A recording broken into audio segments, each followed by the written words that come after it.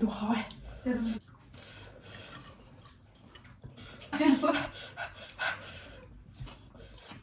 Ôi bằng luôn ạ. Yên tùng một tay đi nghe. Bà bữa nóพูดอะไร Ngon sự. Ngon cùng.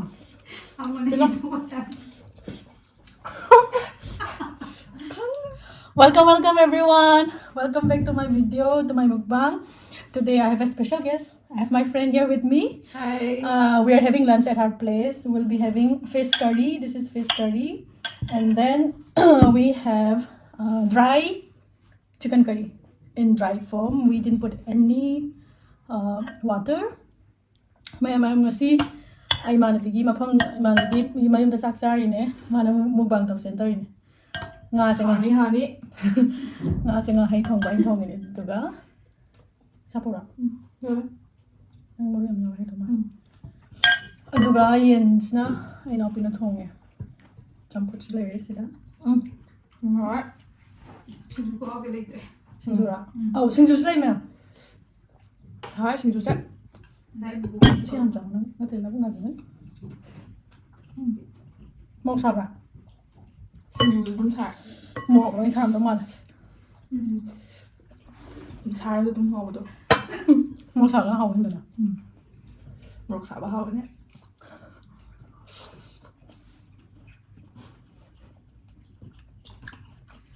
Thì cháu chỉ Singju chạy hỏi.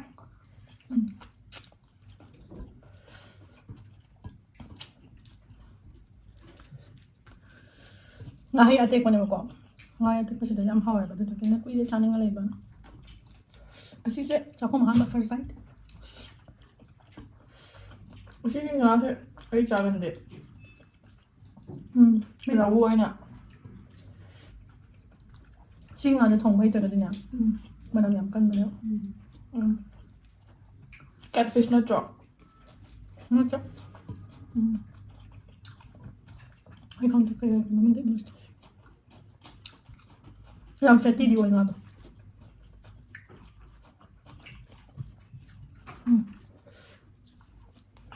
thế nào con Sao thế?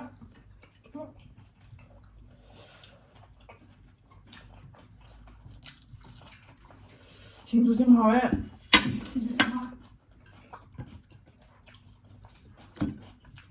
Singju nó bắt đầu. Hỏi.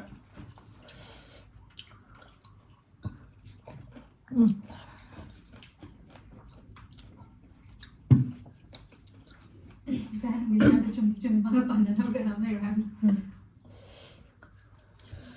the sound might be a little less today because we are not using mic.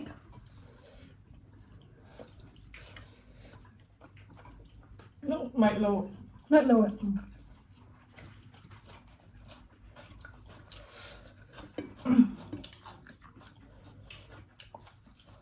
Mua được xài. Mua ra. Trong một tô trong. Thùng mấy trăm bộ chạy. Kobe được không? Chicken skin. Yên cái skin rồi nó hao giấy. Skin cái đồ này không cần đâu. Yên skin cái skin rồi nó sạc. Heavy lunch indeed. Một thằng rồi mà. Mom sao ra? Xài du har ấy. Đi cho vào cái bồn này.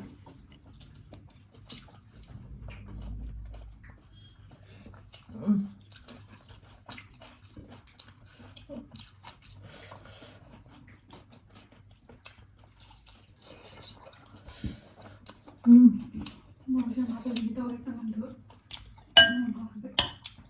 Ấy gì ạ? Yun na sa kan ko. Chicken liver sa ay na dum jay ko. But after having yukyo, liver si mai khăn jay.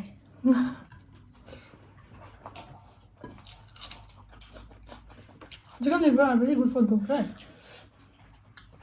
Mo yan pa man.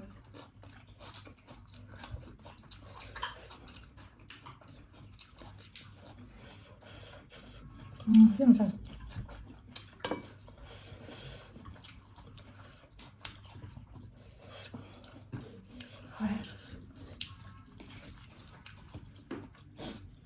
인장은 지금 하오. 얘는 좀 hỏi Cái đi ngon này làm hậu gì? Cũng ít là phải sao được. น่าจะได้ค่ะ ngã ấy yênกับอกค่ะ my favorite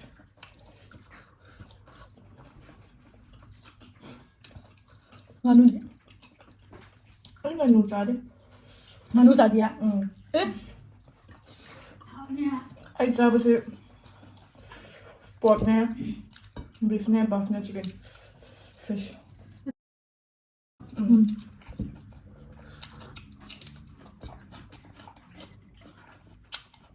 ngon đủ lọ อืม ấy cái nụ trà đi mutton sai đủ hỏi เจะต้องตัวจ้าเปรี้ยว chỗ Singju sẽ làm hao sao gì? sao rồi cũng hảo mà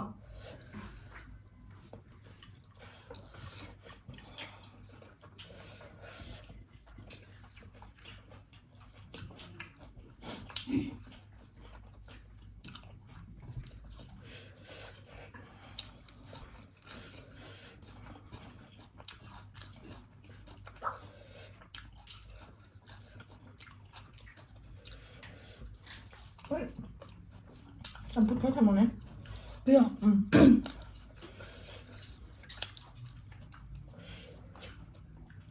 nhớ đi đấy chăm chút chút thôi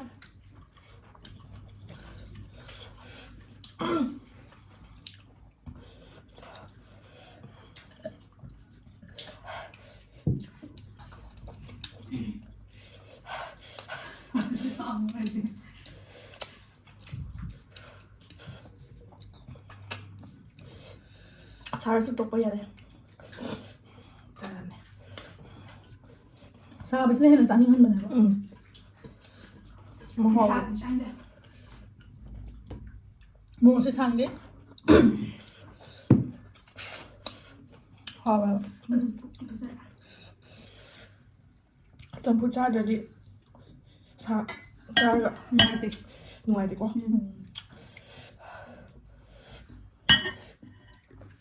짬뽕이야 Mình là gì? Khôi nổi thì sẽ sai em chạy em hay trả. Mua đi nào khôi nào vegetable sao phải hơn trả. कोई vegetable तुम T चाहिए थी morning evening Mua quay đi Hawaii. Anything daily. 뭐지?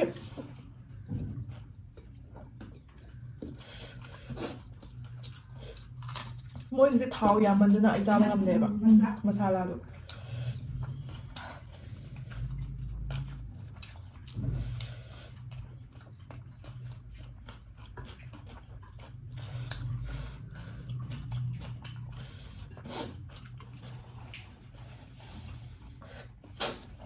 이거.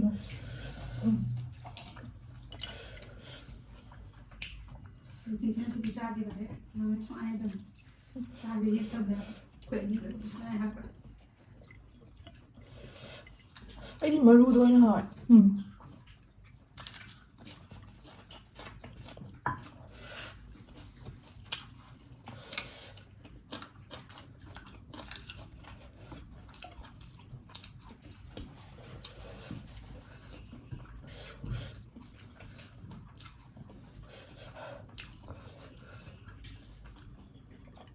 Nhìn nó smile con nó thường đó. Con làm sao ho hả? Viêm rồi đều có bán. Sâu nào?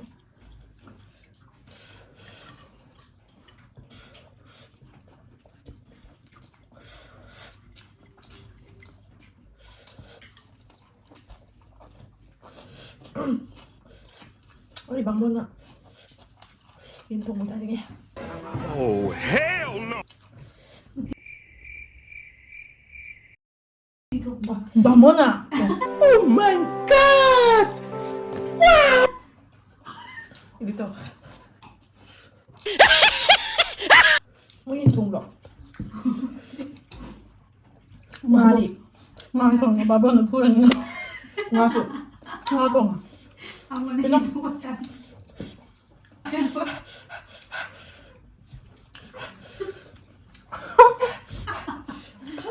Kano, Hawi mai. polo, ground gi maning da. Udu bang mo na tro. Polo long mai drop in there. 回来一下。OK， 我这个了。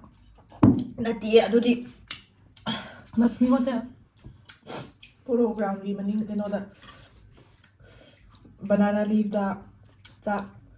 Maten. Oh. 你放开。 Aku pun macam tu happen ya. Chicken tu happen ya. Yang pun orang macam tu. 把猫的这里了吧？ Kau bangun tu kau sudah itu. Ni di bangun nanti kau kau kau. 一人只把猫放吧。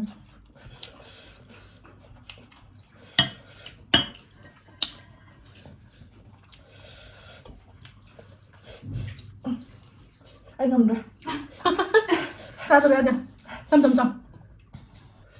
Next cái này 하고.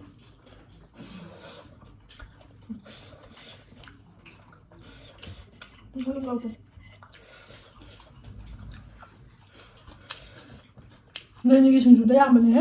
Ni ada kita nak cari. Ai cha. Ai am cha ai xin du. Ngam hong man da.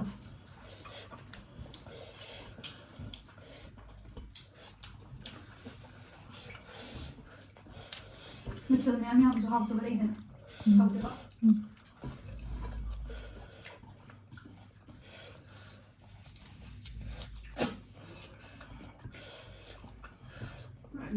Khổ hao mà. Qua thế đây kìa. Ni hai tu sama.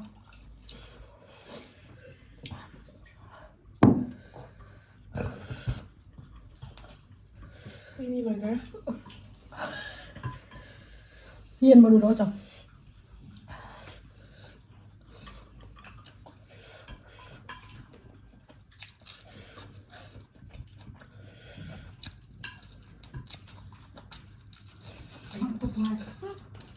Rồi cái maru cha thì phát tiền hai bên này.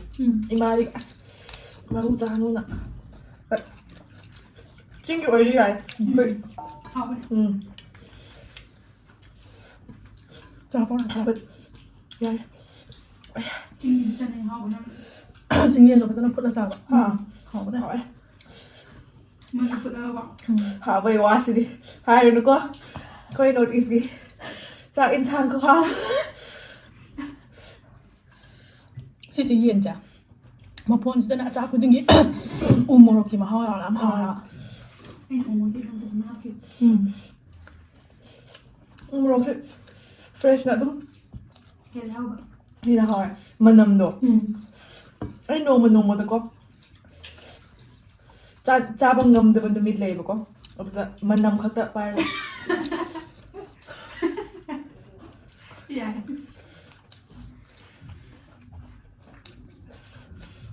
Mình nằm con nông xí thì ăn. Ngọt thế.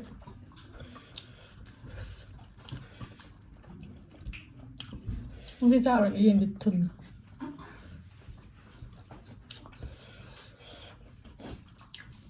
Hình thừng ho hả vậy? sao miền đây hình. Ăn một trong hoa. Ai hàng thì sẽ tên là mà tù đó tụi mình giao hả bà môi đó được. Cái skin một trái Và chất là bờ trong đầm này rồi. chắc là mọi người phần tao rồi. Zoom là tao. Như mình present rồi.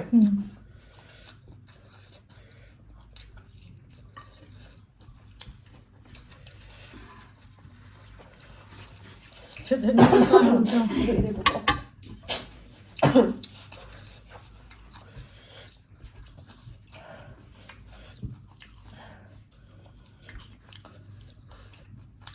Ai thì lobster, crabs không một đồ chán nhỉ? nó nào cũng không một đó. Bên này tự sao để tâm. Mà cái legs tôi bay rồi có. Này đó. Mà chỗ Đâu tôi sẽ trâu đâu. À, xin đi ăn trâu phẳng đẹp có. Là trả. Cô lên tụi mình cha có chồng không được. Không được mong được. Yam red ôi betul. À. Betul kau mana? Cha đem cha đi. 모록 400마일이 사오 내가 마일 한 번. Để hit mà. Hit xuống.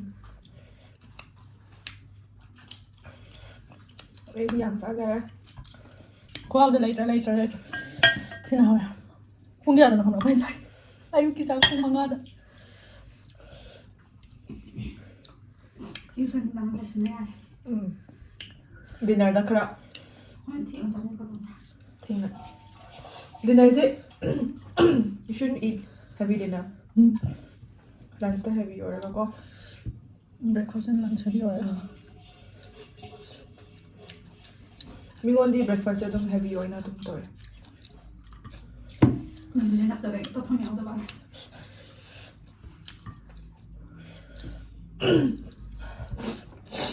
Singju si compact at sobrang niko.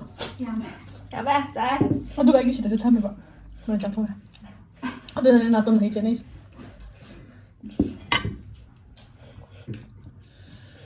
Yam china how kra. Thank you mayam.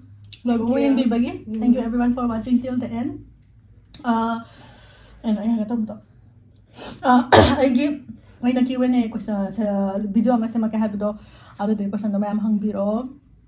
Comment or so na traga Facebook na traga Instagram or so makad happen mane odo da hang biro I'll be making a Q&A video, so if you guys have any question or anything, you know, if you guys want me to know anything, you can send me, you can DM me in my Instagram or in my Facebook.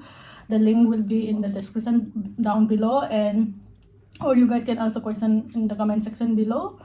So yeah, I'll be making the video, and thank you so much everyone for watching.